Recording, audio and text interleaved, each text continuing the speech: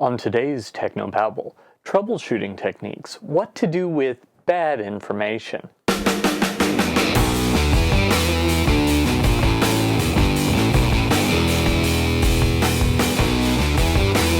This is Tech No Babel, your weekly source for church video and graphics news, perspectives, tips, and tricks. And now here's your host, Paul Clifford. Hi, and welcome again to another episode of Tech No Babel. This is the show where every week I help you with church video and graphic design. My name is Paul Allen Clifford. I'm your host, and I'd love for you to join the conversation and leave your questions and comments, so just do that below the video. Now, if you're listening to the audio podcast, which you can subscribe to by going to trinitydigitalmedia.com/subscribe, if you're listening to that, there's no video for you to leave it under. No problem. Just head over to trinitydigitalmedia.com/TNB, short for Tech No Babel, and leave your comment there. So, this past week there was a huge outage with Comcast, and actually it wasn't Comcast, it was Time Warner. Sorry, they almost merged, but they didn't, thankfully. Anyway, there was this huge outage with Time Warner, and I'm a Time Warner customer. Well, I noticed the problem, and, since I'm into troubleshooting, I immediately sprung into action, did a little troubleshooting, found out, what wasn't my system. It was all out all over the country. So I didn't worry about it. Went to bed. The next morning, I went and I checked. Same exact problem. I didn't have internet. So I started off with the chat. An hour later, no resolution, and I got booted off the chat. So thankfully, the tech had given me a link to reconnect to him. So I reconnected, and we talked for another half an hour. Still no solution. Finally, I got booted off, connected to another tech. Still no solution. Finally, this tech offered to send in a support personnel to fix it, and the only problem was that the tech wasn't going to be here until this week, early this week. So in frustration, I tweeted out to Time Warner to let them know just how bad things were, and so I did some more troubleshooting with the person that was handling the Time Warner Cable Twitter account, and that's when we found the problem. So let me go through some information just to help you should you ever be in a situation where maybe the information you're getting isn't quite correct. So the first thing to do is figure out if that's the case. So, does the problem make sense? Do the fixes that should work not seem to work? Is the piece that they're talking about that you're dealing with, does it not normally break this way? Do the symptoms seem odd? If any of those are the case, it could be that you're getting bad information.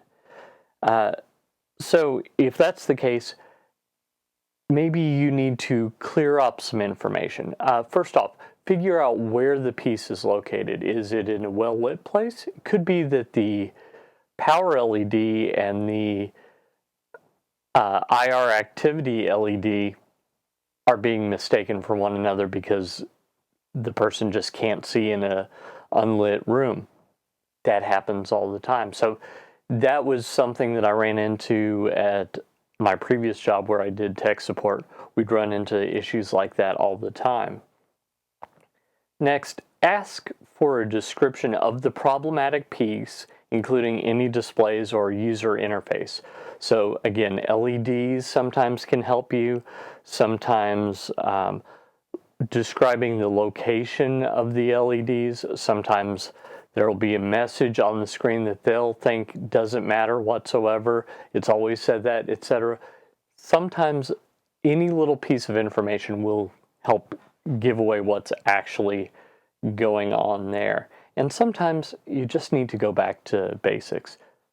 What I've called previously simpling it down. Just remove everything that you can from the situation and see how it still behaves.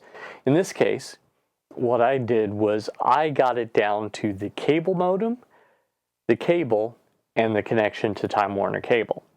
Didn't get any more basic than that, but I still had problems no matter what with one of those three pieces. So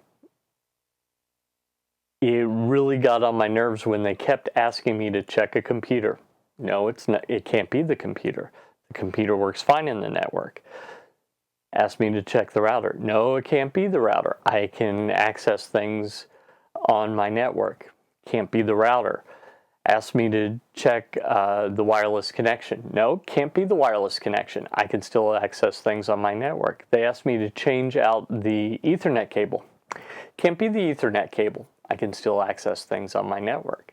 So we'd gotten it to the point where there was a stalemate. So that's why I simpled it down and still had problems. Now, next, look for anomalies. What's present that should not be? What's missing that should be present? And what's it doing that makes some of the information you're getting wrong? In this case, I had one LED on the cable modem.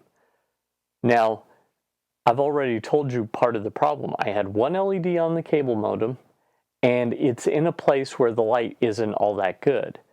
So I assumed that that was the power LED. When I power cycled it by unplugging it, plugging it back in, the LEDs would cycle through, but I wouldn't get the final solid LED for the network activity. But they said that they were getting network activity. So what was going wrong? Well, I'll tell you in just a second.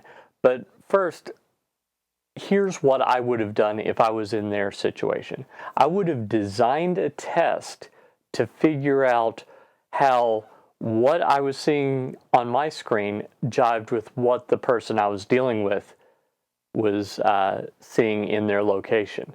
Figure out a way to help them save face, because it's no good to make them feel stupid. You don't want to do that.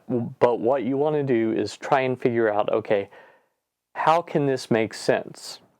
And then finally, you just need to eliminate everything that's impossible. So turns out that I ended up fixing this. Now, it should have been that what fixed this was one of the first things they asked me, but they didn't ask me. So here's what the problem was. Remember, we've talked earlier about correlation and causation. The correlation was that the whole system went down one night. I started troubleshooting. In troubleshooting, I moved the cable modem and it fell over. When it fell over, having not paid attention to the lights previously, I didn't notice the lights now were just on a single light, and since everyone was having trouble, I just figured that that was the cause of the trouble, that I was only getting one light, which I just now noticed, and that one light must have been caused by the problem everyone was having. Turns out that as I was moving things over, I knocked the cable modem over and it hit the reset button to put it in standby. Yeah. So 2 hours worth of troubleshooting, put it in standby. Yep. No one asked me to press the standby button. No one. Not a single soul. I accidentally bumbled into it, and in bumbling into it, I fixed it. So that is a situation where I was giving them bad information. That was my fault.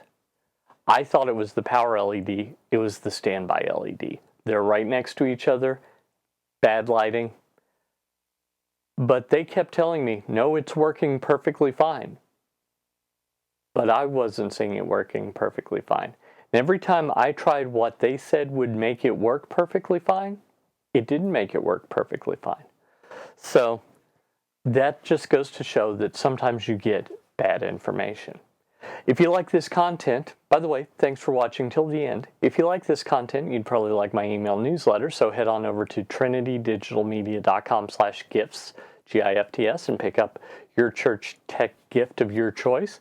And head over to my store, trinitydigitalmedia.com/store, where you can pick up some great church tech training goodies, along with my personal favorite, the subscription to Church Tech U, which is a community I'm creating for the church techie in mind. It's something that I wish that I'd had way back when I started doing this back at the turn of the century, which sounds a lot longer than 15 years ago, but it was 15 years ago when I started doing this.